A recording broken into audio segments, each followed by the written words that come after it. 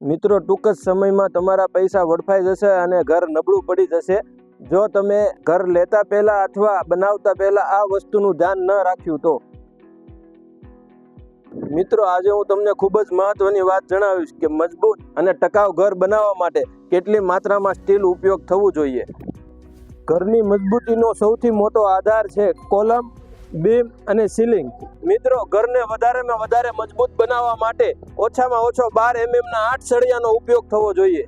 મિત્રો, બીમને વધારેમાં વધારે મજબૂત બનાવવા માટે 10 અથવા 12 mm ના સળિયાનો ઉપયોગ થવો જોઈએ.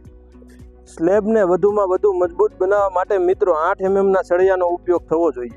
મહત્વની વાત એ છે મિત્રો, સ્લેબનો ગ્રેડ M20 હોવો જોઈએ અને સ્લેબની જાડાઈ 150 mm હોવી જોઈએ.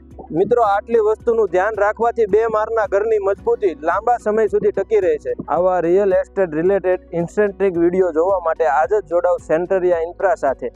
ધન્યવાદ.